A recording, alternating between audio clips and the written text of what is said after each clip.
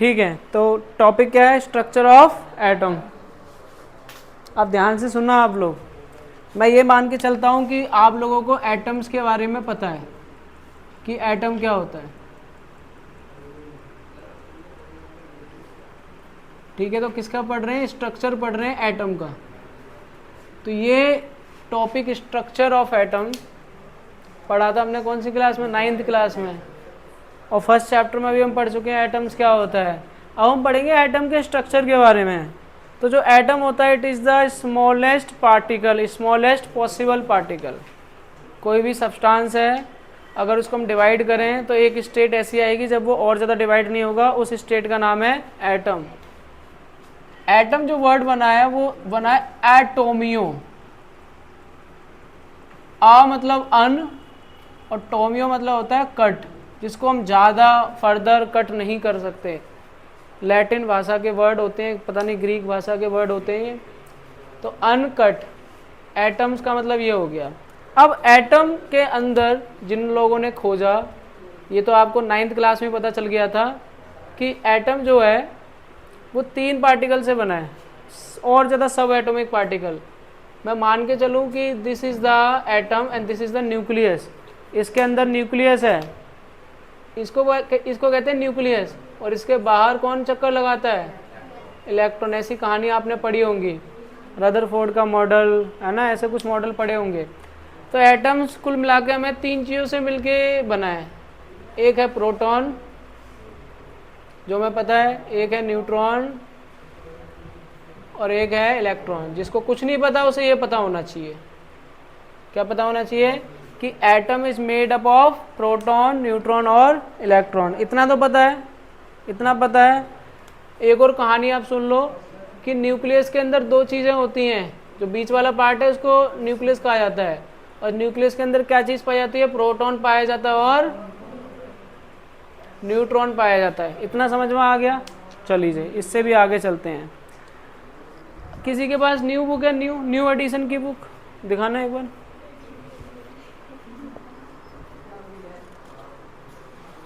तो इसमें पढ़ेंगे, अच्छा इसमें है डिस्कवरी ऑफ इलेक्ट्रॉन है और कैथोड रे एक्सपेरिमेंट है। तो कैथोड रे एक्सपेरिमेंट हम पढ़ा देते हैं क्या है। तो एक वर्ड यूज होगा कैथोड रे एक्सपेरिमेंट। कौन सा? Cathode ray experiment. अब ये होता क्या है, ध्यान से सुनना। आपको क्या करना है? आपको एक ट्यूब ले लेनी है, ग्लास की एक ट्यूब लेनी है। ठीक है, एक ग्लास की एक ट्यूब लेनी है और यहाँ पे एक इलेक्ट्रोड लगाने हैं और इन इलेक्ट्रोड को आपको एक बैटरी से जोड़ देना है। ठीक है, किससे जोड़ोगे? बैटरी से। इतना समझ में आ रहा है? तो ये वाला जो हिस्सा है, ये वाला नेगेटिव है और ये वाला हिस्सा क्या है? पॉजिटिव है। ये नेगेटिव है, ये पॉजिटिव है। अब इस चैम्बर के अंदर क्या है? इस चैम्बर के अंदर गैस है, कोई सी भी गैस हो सकती है। तो गैस के पार्टिकल होंगे, ठीक है ना। इस चैम्बर के अंदर होंगे गैस के पार्टिकल।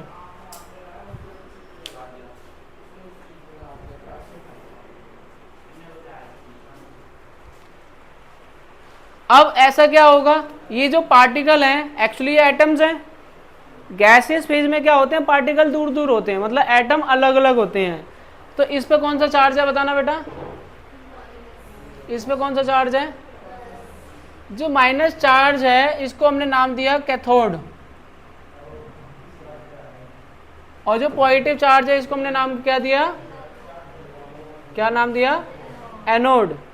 तो जो नेगेटिव चार्ज पार्टिकल है वो किस तरफ भागेंगे? एनोड की तरफ। जो नेगेटिव चार्ज पार्टिकल हैं वो किधर भागेंगे? पॉजिटिव की तरफ। और जो पॉजिटिव चार्ज पार्टिकल हैं वो किधर भागेंगे? नेगेटिव की तरफ। तो जो कैथोड रे एक्सपेरिमेंट किया गया, और पता है क्या हुआ? इन्होंने यहाँ पे जैसे ये पार्टिकल गए ना, ये टकराने के बाद एक स्पार्क प्रोड्यूस हुआ। स्पार्क प्रोड्यूस होता है ट्यूबलाइट में, टीवी जो पिक्चर ट्यूब होती है वहाँ पे। तो ऐसे यहाँ पर भी एक स्पार्क प्रोड्यूस होता है। इससे हमें क्या पता चल रहा है? अगर पेपर में आपसे पूछा जाएगा कि what is the nature of the charge that is originate from cathode, तो जो कैथोड से जो पार्टिकल स्टार्ट हुए उन पे चार्ज कैसा रहेगा? नेगेटिव। तभी तो नेगेटिव किस तरफ जाएगा? पॉजिटिव की तरफ। और उन पार्टिकल्स का नाम क्या है? Cathode rays. रे हैं वो, और कहाँ से स्टार्ट हो रही हैं? कैथोड से, इसलिए उनका नाम है cathode rays. And the ray which are start from positive and going towards cathode, जो कैथोड की तरफ जा रही हैं वो उन पे चार्ज कैसा है? पॉजिटिव। जो कैथोड की तरफ जा रही है उन पे चार्ज कैसा है बेटा? हर्षिता। और अगर एनोड की तरफ कोई चार्ज पार्टिकल जा रहा है उस पर चार्ज कैसा है? इतना समझ में आ गया? तो नेगेटिव पॉजिटिव समझ में आया। कैथोड रे कौन सी है? जो एनोड की तरफ जा रही है वो कैथोड रे है, और जो कैथोड की तरफ जा रही है वो केनाल रे हैं। केनाल रे, केनाल, CANAL। बात समझ में आई? तो कैथोड पे कैसे चार्ज होगा? कैथोड रे पे कैसे चार्ज होगा? दो हो गए ना, कैथोड रे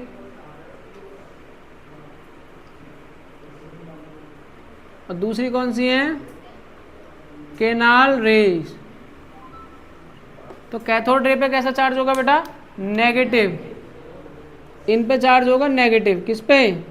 कैथोड रे पे नेगेटिव चार्ज होगा। और केनाल रे पे कैसा चार्ज होगा? कैथोड रे कहाँ से जाएगी? कैथोड से एनोड की तरफ। कैथोड से एनोड की तरफ। कौन? Cathode ray. और केनाल रे कहाँ जाएगी?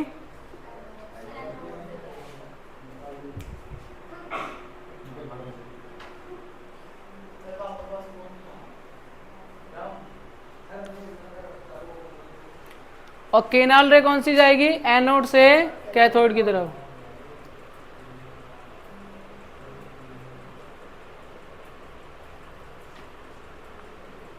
ये ध्यान रखना। तो इन पे चार्ज कौन सा होगा? कैथोड रे पे नेगेटिव चार्ज होगा, केनाल रे पे पॉजिटिव चार्ज होगा। कैथोड रे कैथोड से स्टार्ट होंगी, एनोड की तरफ जाएंगी, और केनाल रे एनोड से स्टार्ट होंगी, कैथोड की तरफ जाएंगी। इतना समझ में आया? समझ में आ रहा है नहीं आ रहा है? कैथोड रे में जो पार्टिकल होंगे वो इलेक्ट्रॉन्स होंगे। क्या होंगे? इलेक्ट्रॉन्स। ठीक है। और electron does not depend on the material.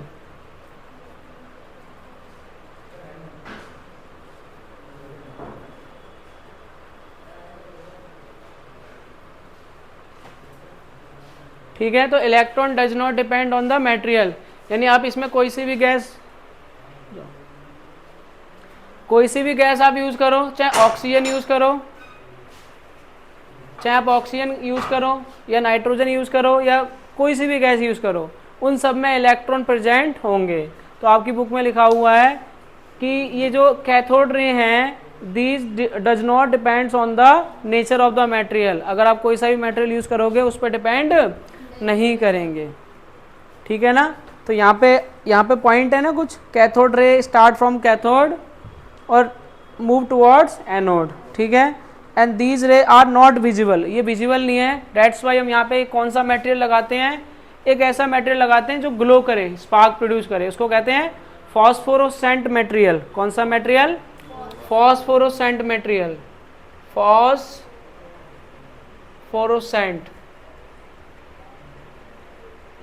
फॉस्फोरोसेंट material, ऐसे मटेरियल को बोला जाता है फॉस्फोरोसेंट मटेरियल। ऐसा material which glow when electron strike on them. जब इलेक्ट्रॉन उन पर टकराता है तो क्या प्रोड्यूस होता है? स्पार्क। जो ट्यूबलाइट होते हैं, ये तो एलईडी लगे हुए हैं, जो गोल वाली ट्यूबलाइट होती है उस पर भी तो स्पार्क प्रोड्यूस होते हैं, बहुत सारे पाउडर होता है उसके अंदर। वो पाउडर फॉस्फोरोसेंट मटेरियल होता है, ताकि जब भी उस पर करंट फ्लो करेगा वो ग्लो करेगा। आ रही है बात समझ में? और दूसरा ये कह रहा है कि in the presence of these characteristic of cathode ray do not depend upon the material of the electrode and nature of the gas. ये ना तो कैथोड या ना तो इस इलेक्ट्रोड पर डिपेंड करते हैं और ना ही गैस पर डिपेंड करते हैं। इसका एक ही रीज़न है, क्योंकि कोई सी भी गैस ले लो, हर किसी मटेरियल के पास क्या होते हैं? इलेक्ट्रॉन्स होते हैं। आ रही है बात समझ में? तो इलेक्ट्रॉन कोई मटेरियल पे थोड़ी ना डिपेंड करेगा। इससे ये पता चल गया कि दुनिया में जितने भी मटेरियल हैं उन सब के अंदर इलेक्ट्रॉन्स पाए जाते हैं। अगर मान लो किसी मटेरियल के अंदर इलेक्ट्रॉन होता और किसी के अंदर नहीं होता, तो मान सकते थे कि भाई इलेक्ट्रॉन डिपेंड करता है कि कार्बन के पास तो है, हाइड्रोजन के पास नहीं है।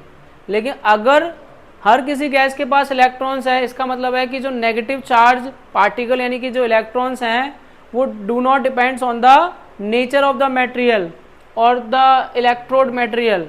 चाहे कोई सा भी इलेक्ट्रोड ले लो, लोहा ले लो, आयरन ले लो, सिल्वर ले लो, जिंक ले लो, हर किसी के पास तो इलेक्ट्रॉन्स होते ही हैं।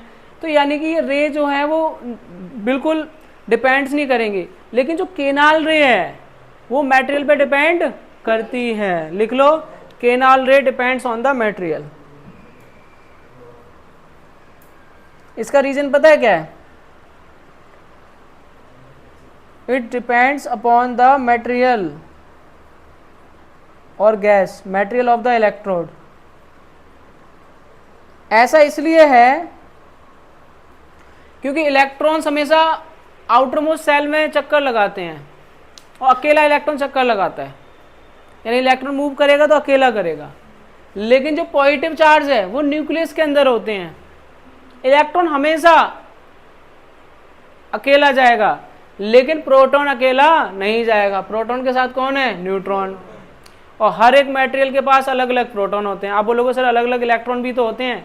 इलेक्ट्रॉन अलग जरूर होते हैं, लेकिन जाते एक एक करके हैं, ठीक है ना? वो तुमने सुना नहीं, झुंड में तो गीदड़ आते हैं, शेर अकेला आता है। तो ऐसे ही इलेक्ट्रॉन जो है ना वो अकेले आते हैं, लेकिन ये जो प्रोटॉन्स हैं वो किस में जाते हैं? झुंड में जाते, मतलब जितने भी होंगे। जैसे फॉर एग्जांपल हाइड्रोजन के पास एक प्रोटॉन होगा तो हीलियम के पास 2 होंगे, लिथियम के पास 3 होंगे, बेरिलियम के पास 4 होंगे, बोरॉन के पास 5 होंगे, कार्बन के पास 6, नाइट्रोजन के पास 7। तो इन सब के पास जो चार्ज होगा वो सबका अलग अलग होगा। आप बोलोगे सर इलेक्ट्रॉन भी अलग अलग होंगे, बिल्कुल होंगे, लेकिन जाएंगे अकेले अकेले। तो अकेला इलेक्ट्रॉन चाहे प्रोटॉन से आए, चाहे हाइड्रोजन से आए, चाहे हीलियम से आए, मुझे क्या पता, लेकिन अकेला प्रोटॉन हाइड्रोजन से नहीं आएगा। हाइड्रोजन से एक प्रोटॉन आएगा तो हीलियम से हमेशा कितने प्रोटॉन आएंगे? 2। अरे बात समझ में? मैं बोलूं कि अगर एक प्रोटॉन आया है तो इसका मतलब है कि वो हाइड्रोजन से आया है। अगर 2 प्रोटॉन आए हैं तो वो हीलियम से आए हैं, 3 प्रोटॉन आए हैं तो लिथियम से आए हैं, 4 आए हैं तो बोरॉन से, 4 बेरिलियम, 5 बोरॉन, 6 कार्बन, 7 नाइट्रोजन। तो अब 3 प्रोटॉन आए हैं तो आप समझ जाओ कि वो 3 लिथियम से आए हैं। पता चल गया ना कहाँ से आए हैं? लेकिन एक इलेक्ट्रॉन आया है तो वो एक इलेक्ट्रॉन हाइड्रोजन भी रिलीज कर सकता है, हीलियम भी कर सकता है, लिथियम भी कर सकता है, बेरिलियम कोई भी कर सकता है। इसलिए मैंने लिखा है electron does not depend on the material of the electrode, जबकि इसमें मैंने लिखा है केनाल रे यानी पॉजिटिव चार्ज हैं, it depend upon the material of the electrode and gas. बात समझ में आ रही है कि नहीं आई समझ में? इलेक्ट्रॉन सबसे आउटर मोस्ट सेल में होते हैं, जबकि प्रोटॉन न्यूट्रॉन अंदर होते हैं। तो इलेक्ट्रॉन को निकालना इजी होता है, एक एक इलेक्ट्रॉन को आप गोली मार सकते हो, उनको अलग अलग से रिमूव कर सकते हो। प्रोटॉन को अलग नहीं रिमूव कर सकते आप। इलेक्ट्रॉन्स आउटर मोस्ट छोटे छोटे पार्टिकल होते हैं इलेक्ट्रॉन्स। तो अगर इसमें 10 इलेक्ट्रॉन घूम रहे हैं तो आप चाहो तो एक एक करके निकाल सकते हो, लेकिन अगर इसके अंदर 10 प्रोटॉन है तो आप एक एक करके नहीं निकाल सकते। वो 10 के 10 प्रोटॉन और न्यूट्रॉन आपस में मिक्स होते हैं, आप एक को हटाओगे दूसरा निकल जाएगा। आ रही है बात समझ में? आप एक को निकालोगे ना वो 10 के 10 उसी के साथ आ जाएंगे। नहीं समझे बात को? हाँ पूछो। इलेक्ट्रोड ये वाली इलेक्ट्रोड, ये इलेक्ट्रोड, इसी के अंदर से तो इलेक्ट्रॉन्स निकलेंगे। बात समझ में नहीं आई? ठीक है, आज की क्लास यहाँ तक रखते हैं, कल पढ़ के आना, कल कराएंगे, ठीक है? और टेस्ट भी होगा फिर इसका, ठीक है? Thank you.